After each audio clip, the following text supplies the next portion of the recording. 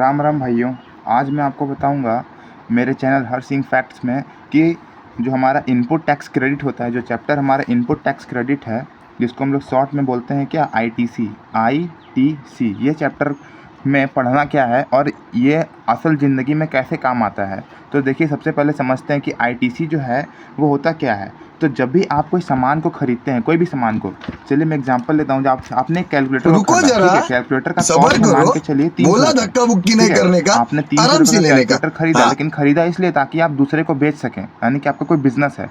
तो 300 रुपये का कैलकुलेटर, ओके। अब इसमें जो है समझ लीजिए कि 12% का जीएसटी है, ठीक है। जब आपने पे किया होगा जहाँ पर आपने खरीदा जिस दुकान में, तो 300 प्लस 12% का जीएसटी आपने दिया होगा, यानी कि आपने दिया होगा 336 रुपये, ओके। और जब आप इसको सेल करिएगा तो आप उसको बेचिएगा इतना रुपये प्लस प्रॉफिट जोड़ के, ठीक है। लेकिन यहाँ पर आप एक चीज़ गौर करिएगा कि जब आप परचेज़ करते हैं किसी और को देने के लिए, यानी कि फर्दरेंस ऑफ बिज़नेस के लिए, बिज़नेस पर्पज़ के लिए, तो आपको जो 12% का रेट ऑफ जीएसटी लगा हुआ है ना, जो 36 रुपये आपने एक्स्ट्रा पे किए हैं परचेज़ करते टाइम, ये आपको गवर्नमेंट वापस रिफ़ंड दे देती है। और उस रिफ़ंड किए हुए पैसे को ना आप जो है बोलते हैं आईटीसी।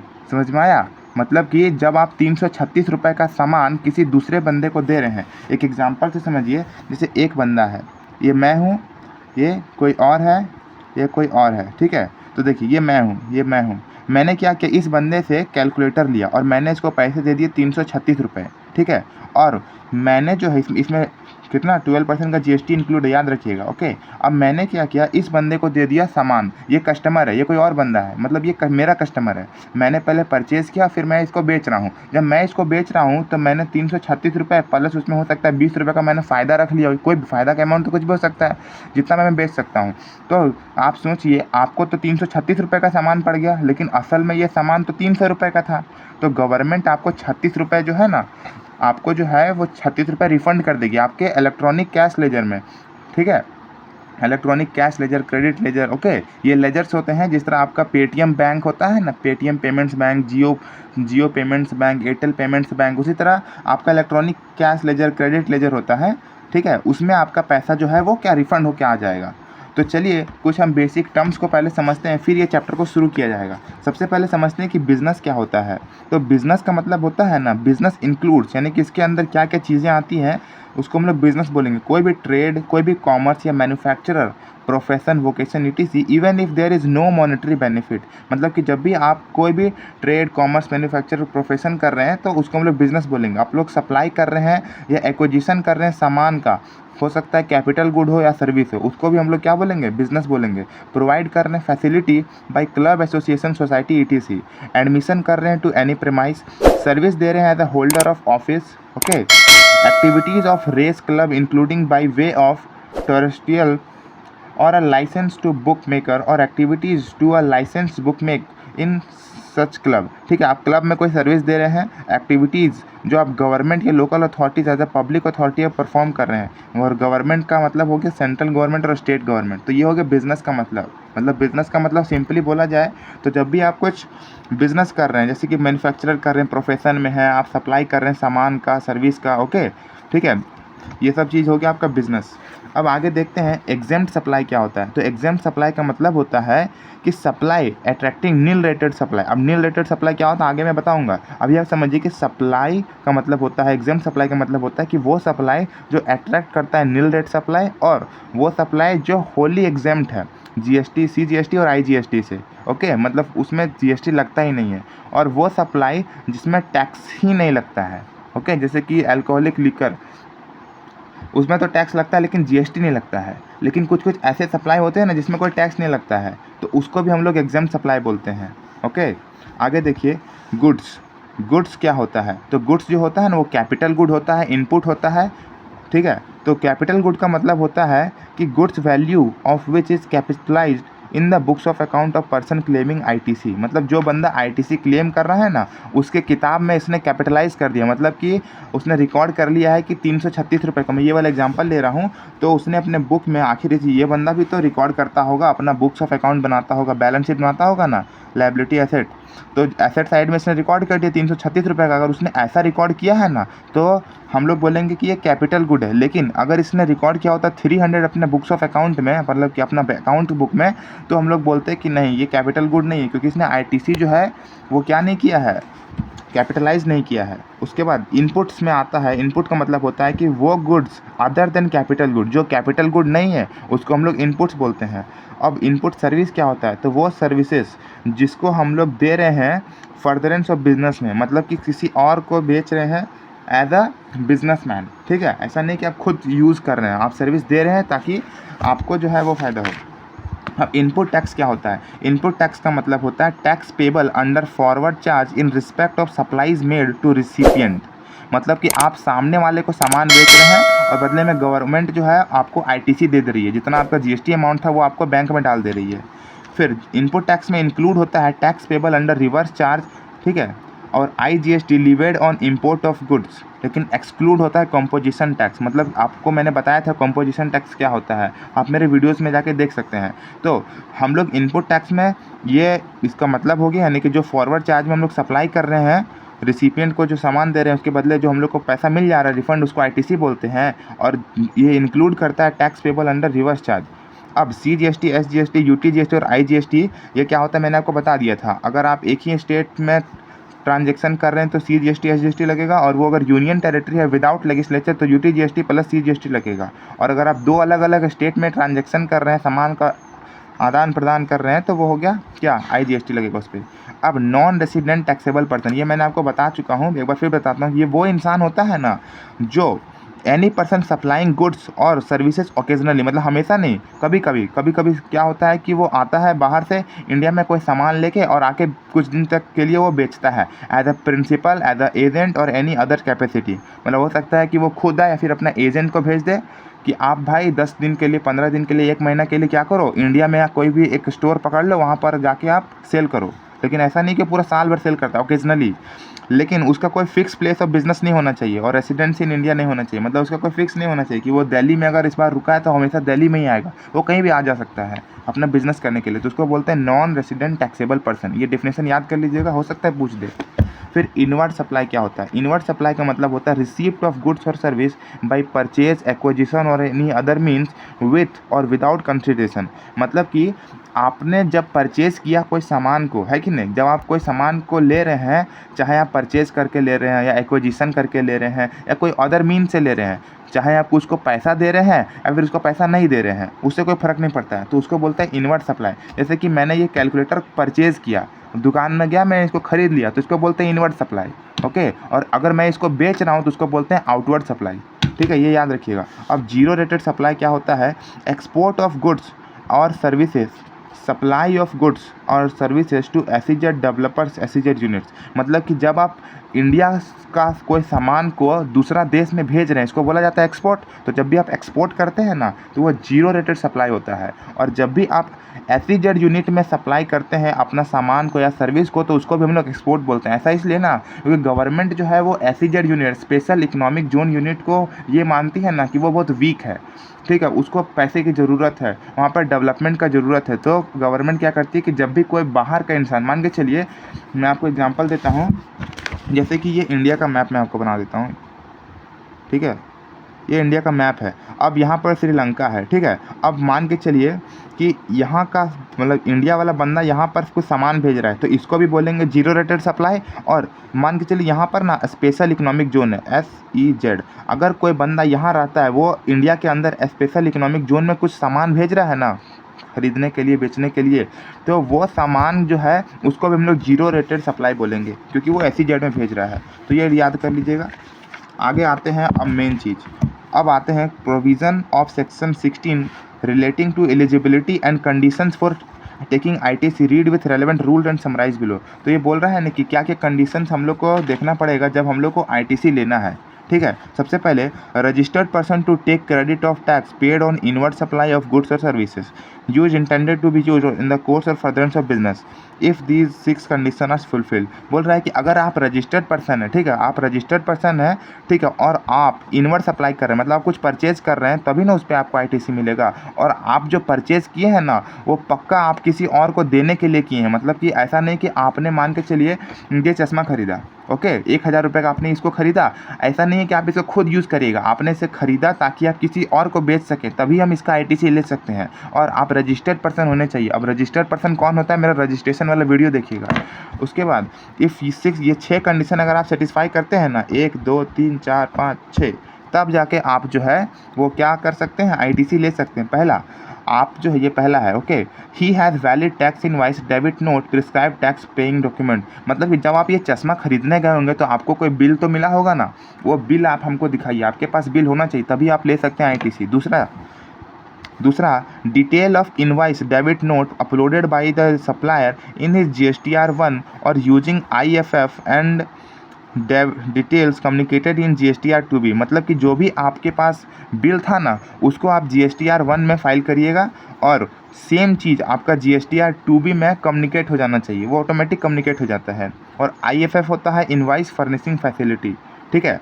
तो आपका जो भी इनवाइस था पहले वो होना चाहिए, पहला कंडीशन बोलता है, ठीक है। और दूसरा वो जो इनवाइस का डिटेल है वो GSTR1 में आपको क्या करना है, डेबिट करना है, ओके। उसके बाद तीसरा tax on such supply has been paid. और जो भी टैक्स आपको देना था, मान के चलिए 1000 का सामान था, इस पे 12% का GST था, तो आपने वो 12% का GST पे किया। ऐसा नहीं कि आपने पे नहीं किया। अगर आपने पे नहीं किया होगा तो हम GST आपको क्यों देंगे, गवर्नमेंट GST नहीं देती है, रिफंड आईटीसी का, ओके। चौथा condition he has received goods और सर्विसेज। ऐसा नहीं है, आपने सामान जब तक आपके पास पहुंचेगा नहीं ना, ये चश्मा जब तक आपके पास पहुंचेगा नहीं तब तक आप जो है उसका आईटीसी नहीं ले सकते हैं। मतलब कि जब तक ये सामान आपके घर में नहीं आ जाता है तब तक जो है हम उसका आईटीसी नहीं ले सकते हैं। उसके बाद पाँचवा कंडीशन बोलता है ना कि detail of ITC in respect of said supply communicated to the respected registered person under section 38 not restricted. मतलब कि जो भी आईटीसी जो आप दे रहे हैं ना जिस सप्लाई पे, वो आपको कम्युनिकेट करना है रजिस्टर्ड पर्सन को अंडर सेक्शन 38, और उसमें वो रिस्ट्रिक्टेड नहीं होना चाहिए, ठीक है। आपको कम्युनिकेट करना पड़ेगा रजिस्टर्ड पर्सन को। उसके बाद he has furnished return under section 39। आपको रिटर्न जो है वो भी फाइल करना पड़ेगा सेक्शन 39 में, ठीक। अब आप जो टैक्स देते हैं, यहाँ ये वाला थर्ड पॉइंट में आइएगा, tax on such supply has been paid. Tax जो है ना आप कैश में भी दे सकते हैं या फिर यूटिलाइजेशन ऑफ आईटीसी। मतलब हो सकता है आपके पास पहले से आईटीसी पड़ा होगा, ऐसा होता है ना कि आपको जो है आपके बैंक में पहले से पैसा पड़ा हुआ है और आपको भी जीएसटी का पैसा देना है, तो आप आईटीसी का पैसा भी दे सकते हैं या फिर आप कैश भी दे सकते हैं। अब एक चीज़ और देखिएगा कि ही रिसीव्ड गुड्स और सर्विसेज। इसमें क्या होता है कि गुड्स डिलीवर हो जाना चाहिए या सर्विस प्रोवाइडेड हो जाना चाहिए third person on the direction of the registered person deem to be receive by the registered person. ITC available to registered person bill to shift to model. मतलब कि आप तीसरे बंदे के कहने पे अगर आप सर्विस प्रोवाइड कर रहे हैं ए और बी में, तो वो क्या हो जाएगा, हम लोग उसको मान लेंगे कि आपने सप्लाई कर दिया है। अब आते हैं इफ़, ये कुछ इंपॉर्टेंट पॉइंट्स है, ठीक है। अगर आप डेप्रिसिएशन क्लेम करते हैं टैक्स पे और आईटीसी उस पर क्लेम करते हैं ना डेप्रिसिएशन, तो उस पर आईटीसी आपको अलाउड नहीं होगा, ओके। अगर आप डेप्रिसिएशन ले रहे हैं किसी भी एसेट पे, ओके, तो उस पर आपको आईटीसी नहीं मिलेगा। Goods received in lots. अगर आपको लॉट्स में गुड्स रिसीव हो रहे हैं, मतलब हो सकता है आपको लॉट्स में, मतलब कि ये चश्मा था, आप 6 ठो चश्मा मंगा रहे हैं, पहला चश्मा आ गया, दूसरा आ गया, तीसरा आ गया, चौथा आ गया, पाँचवा आ गया, छठा आना बाकी है। तो जब तक आपको लास्ट लॉट नहीं मिल जाता है ना, आपके घर में डिलीवर नहीं हो जाता, तब तक आप आईटीसी नहीं ले सकते हैं, okay. Time limit for availing ITC. तो आईटीसी अवेल करने का टाइम लिमिट क्या है, तो ITC pertaining to a particular financial year can be availed by 30 November of next financial year और filing of annual return whichever is earlier. मतलब कि 30 नवंबर और एनुअल रिटर्न, ठीक है, एनुअल रिटर्न, इन दोनों में से जो भी क्या हो जाएगा, अर्लियर होगा, मतलब जो भी पहले डेट होगा। एनुअल रिटर्न का डेट सपोज करिए 30 अक्टूबर है, तो 30 अक्टूबर पहले आता है कि 30 नवंबर पहले आता है, 30 अक्टूबर पहले आता है, तो 30 अक्टूबर तक आपको आईटीसी लेना है, उसके बाद आपको आईटीसी नहीं मिलेगा, ओके। फिर आपको घर से पैसा लगाना पड़ जाएगा। फिर proportionate ITC to be revised paid with interest if whole a part of value tax of goods and services is not paid within 180 days of issuance of invoice। अगर आपने क्या जीएसटी का पैसा नहीं दिया है 180 दिन विथ इशुएंस ऑफ पैसा, मान के चलिए आपने जो है ये चश्मा किसी को बेचा है 1 जनवरी को, तो 1 जनवरी से 180 दिन जोड़ लीजिए, मतलब लगभग 6 महीना है, यानी कि 1 जून तक, ठीक है, 1 जून 30 जून तक लगभग आपको आईटीसी जो है उसका पैसा पे कर देना है। Okay, on payment the ITC could be reavailed without any time limit, और जब आप पेमेंट कर देंगे पैसा, इंटरेस्ट का, पेनल्टी का पैसा, तो आपका आईटीसी वापस क्या हो जाएगा, रिवर्स हो जाएगा, आपको मिल जाएगा। इसका एक्सेप्शन है, रिवर्स चार्ज सप्लाईज में जो है आपका चलता है, आप आईटीसी ले सकते हैं। Deemed supply with consideration additional made to value of supply on account of supplies liability being incurred by recipient of supply, मतलब कि जो सप्लायर को पैसा देना था जीएसटी का, वो रिसिपिएंट ने दे दिया, ठीक है।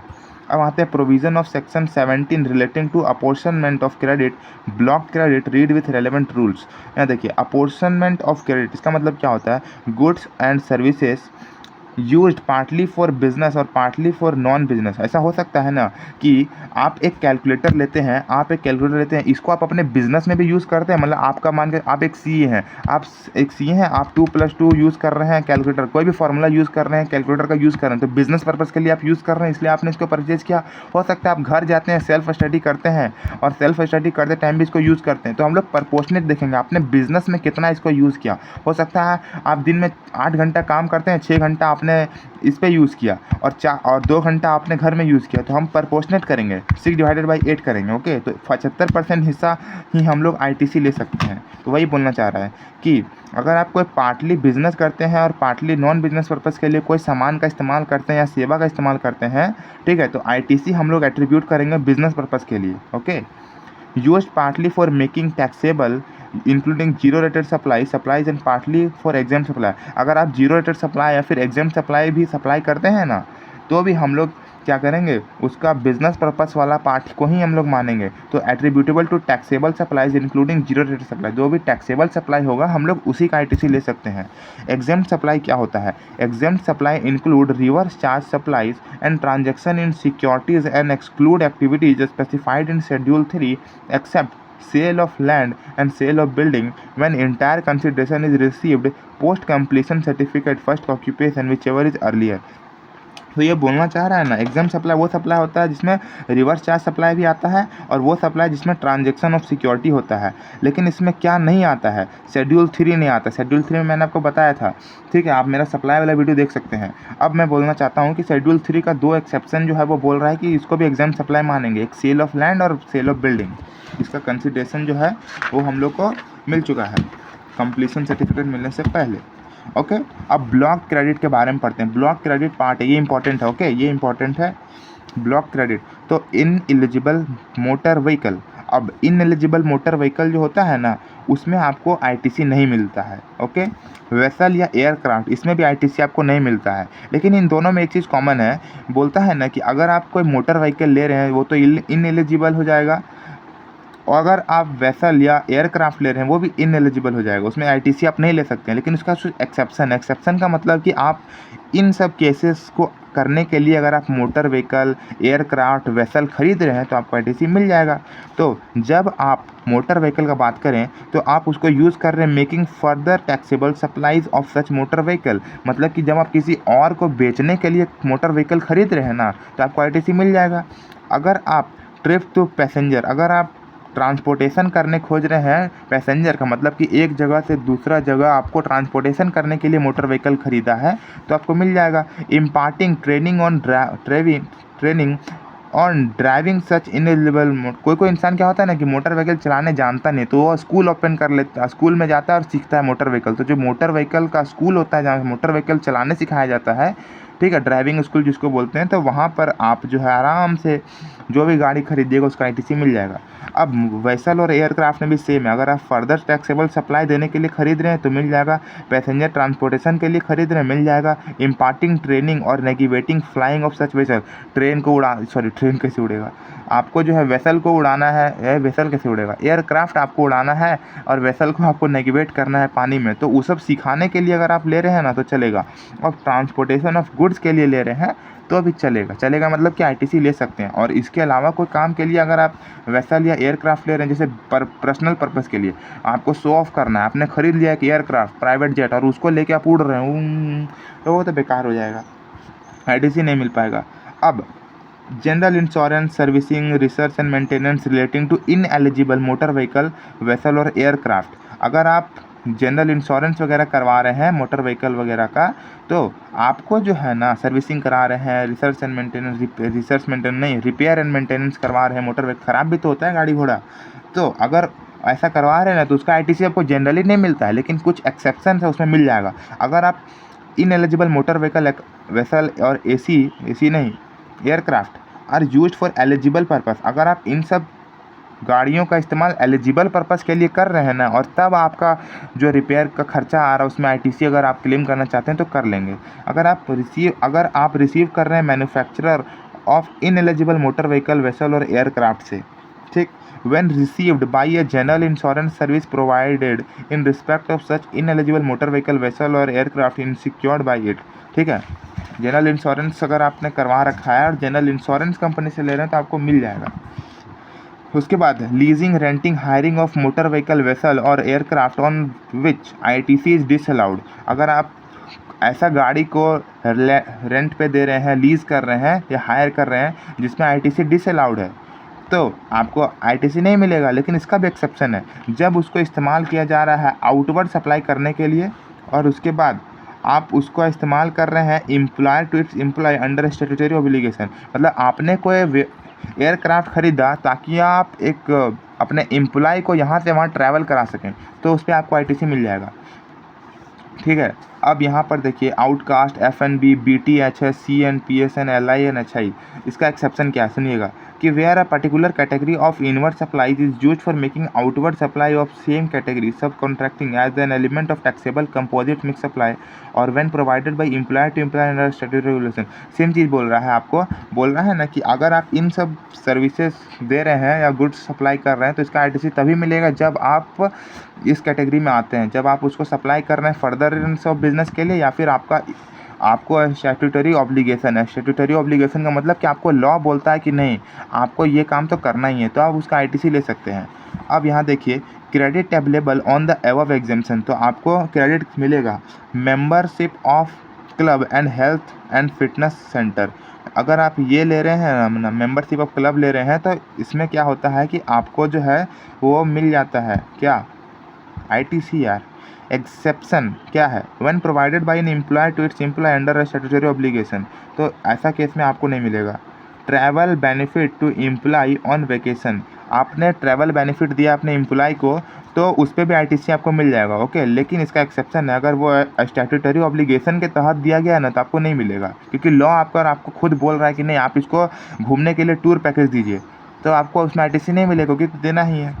इनवर्ड सप्लाई कर रहे हैं रिसीव्ड बाय एनआरटीपी, ठीक है, अगर एनआरटीपी से आप रिसीव कर रहे हैं तो आपको आईटीसी मिल जाएगा। लेकिन अगर वो इंपोर्ट किया जा रहा है दूसरा देश से तब तो भाई नहीं मिलेगा। फिर tax paid under section 74, tax short not paid on irrationally refunded due to 129 amount paid release of goods and conveyance of transit and 139 fine paid due. अगर आप 74, 129 और 130 में दे रहे हैं तो उसको आईटीसी मिल जाएगा।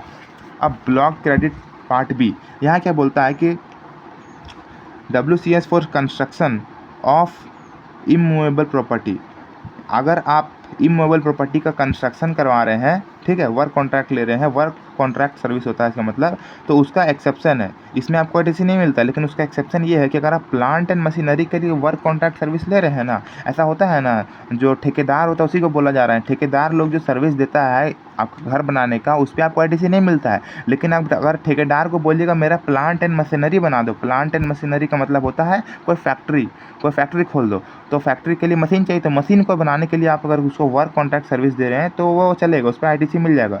Work contract service availed bye a work contract for further supply of work contract service, मतलब कि एक वर्क कॉन्ट्रैक्ट सर्विसर ने दूसरे बंदे को बोला कि मैं तेरा मशीन बना दूंगा, और उस बंदे ने किसी और को बोला कि भाई मैं तुम्हारा मशीन बना दूंगा, तो ये हो गया फर्दरेंस ऑफ बिजनेस। तो फर्दरेंस ऑफ बिजनेस जब भी होगा तो भाई उसमें आईटीसी तो मिलेगा। When value of work contract service is not capitalise, हो सकता है ना कि आपका 50 करोड़ का घर था, मतलब सॉरी घर नहीं था, घर में तो आईटीसी मिलेगा ही नहीं, आपका मशीन था 50 करोड़ का, आपने सर्विस लिया वर्क कॉन्ट्रैक्टर से, उसको आपने दिए 50 लाख रुपए काम करने के। तो 50 करोड़ में 50 लाख अगर आपने जोड़ दिया है ना अपने बुक्स में, तब तो भैया आपको आईटीसी नहीं मिलेगा, लेकिन अगर आपने नहीं जोड़ा है तो आईटीसी मिल जाएगा।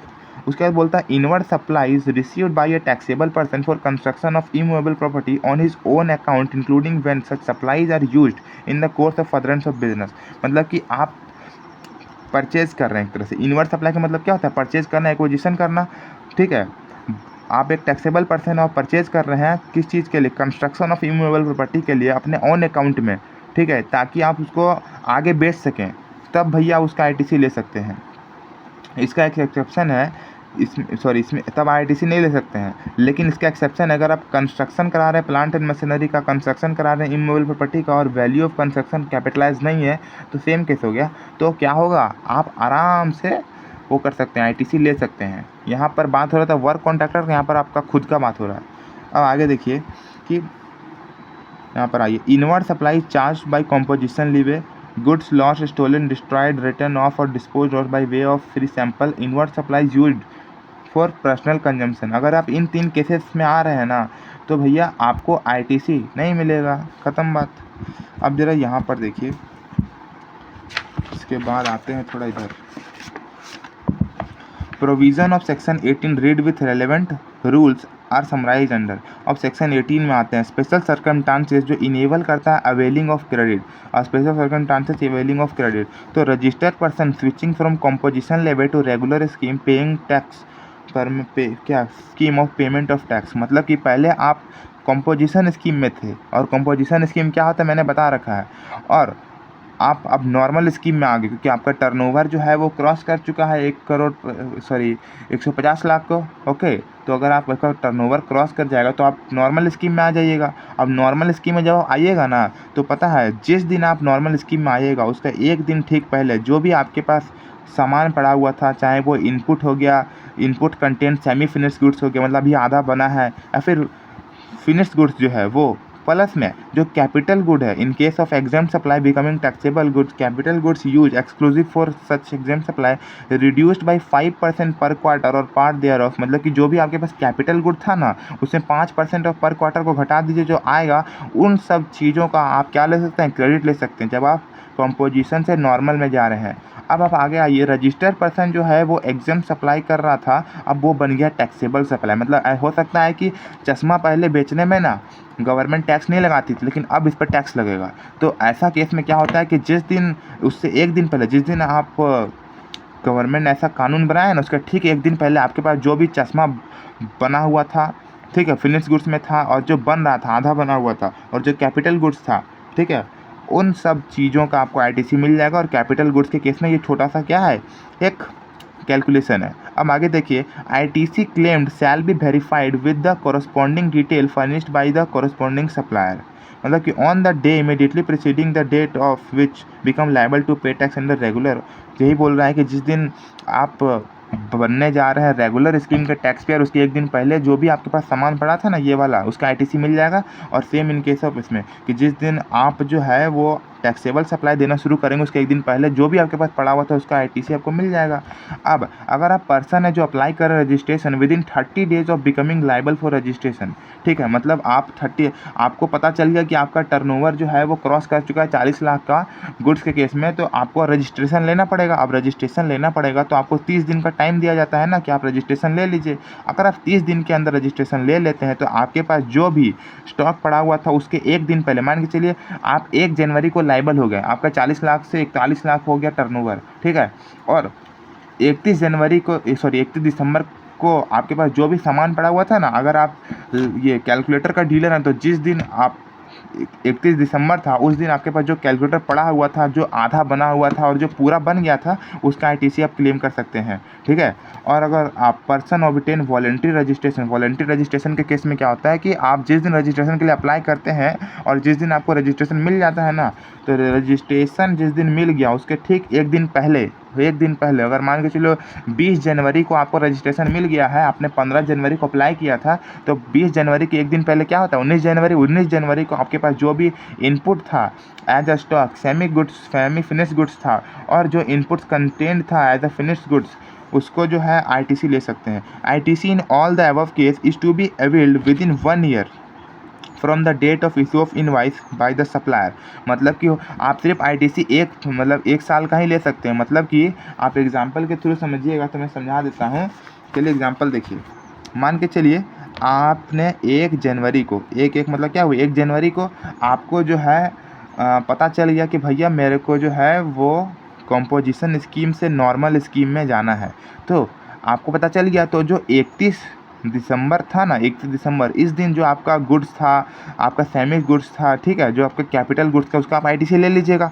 अब इसका जो आप ITC लीजिएगा ना, आप उन्हीं सामान का ITC ले सकते हैं जो आपने परचेज़ किया था 1 साल पहले। मान के चलिए अभी 2023 चल रहा था, ठीक है, और 1 जनवरी 2024 हो गया, तो 1/1/2023 से लेके 31 दिसंबर 2023 के बीच में, मतलब कि 1 साल हुआ ना, इस 1 साल में आपने जो भी सामान खरीदा है ना, आप उसी का ITC ले सकते हैं। ऐसा नहीं है कि आप इस 1/1/2023 के पहले आपने जो भी सामान लिया था उसका भी ITC ले लीजिएगा, ऐसा नहीं है। तो ये एक कंडीशन है। ओके, अब ये देखिए conditions for availing above credit। Okay, तो filing of electronic declaration giving detail of input held in stock contain in semi finished goods and finished goods held in stock and capital goods on the day immediately preceding the day. ये वही बात बोल रहा है कि आपको जो है ना इलेक्ट्रॉनिक डिक्लेरेशन देना पड़ेगा कि आपके पास कितना सामान पड़ा हुआ है। डिक्लेरेशन जो है ना उसको 30 दिन पहले आपको देना पड़ेगा, जिस दिन आप एलिजिबल हो गए क्रेडिट के लिए। और आपको जो है वो certified chartered accountant, cost accountant से क्या कराना पड़ेगा, क्लेम कराना पड़ेगा कि भैया मेरा 2 लाख से कम है CGST, SGST, IGST का क्रेडिट, ठीक है। अब special circumstances leading to reversal of credit payment of amount. तो यहाँ पर स्पेशल सर्कमस्टांसेस बताया गया है कि कब आपका ITC रिवर्स हो जाएगा। मतलब आपने ITC लिया था लेकिन अब आपको रिवर्स करना पड़ेगा, वापस से गवर्नमेंट को वो पैसा जो है वो देना पड़ेगा। तो आप जो है वो रजिस्टर्ड पर्सन थे लेकिन अब आप कंपोजिशन स्कीम में आ गए। हो सकता है ना रजिस्टर्ड पर्सन कंपोजिशन स्कीम में आ जाए, ठीक है। अब बोलता है ना कि जिस दिन आप रजिस्टर्ड पर्सन से कंपोजिशन स्कीम में आइएगा, तो जिस दिन आप आए हैं ना, ये उससे 1 दिन ठीक पहले जो भी आपके पास स्टॉक पड़ा हुआ था सेमी फिनिश्ड गुड्स और फिनिश्ड गुड्स के रूप में और कैपिटल गुड्स के रूप में, उस सब का ITC आपको देना पड़ेगा। इसको आप याद रखिएगा। और वही चीज़ बोल रहा है कि अगर आप रजिस्टर्ड पर्सन पहले थे जो होली एग्जेम्प्ट सप्लाई करते थे, ठीक है, अब उसको टैक्सेबल सप्लाई देना पड़ेगा। अब अगर आप कैंसिलेशन हो गया रजिस्ट्रेशन का, तो इन तीनों केस में आपको ये वाला कंडीशन याद रखना है। अगर आप कैपिटल गुड या plant and machinery on which ITC been taken, अगर आपने कोई कैपिटल गुड्स या प्लांट एंड मशीनरी में ITC ले रखा है ना, तो भैया आपको ये वाला रूल याद रखना पड़ेगा, ठीक है। इसको मैं आपको यहाँ पर पढ़ा सकता हूँ, वेट करिएगा।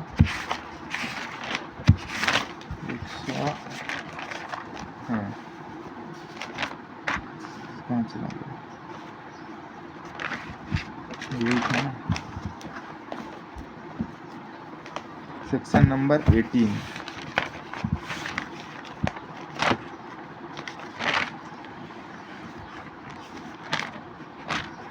ये देखिए, reduced ITC of capital goods for the purpose of section 18(1)(c)(d)।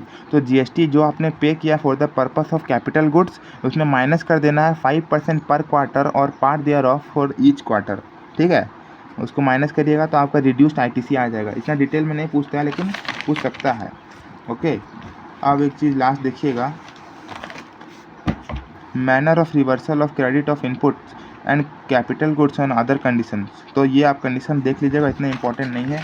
Video भी इतना लंबा हो चुका है, ठीक है। क्वेश्चंस देख लीजिएगा, ये क्वेश्चंस है, इस टाइप के क्वेश्चंस एग्जाम में आते हैं। तो क्वेश्चन एक तो लाइक और शेयर ठोक दीजिए, महाकाल का लाइक और शेयर ठोक दीजिए, 5000 लौटे दिख जाना चाहिए।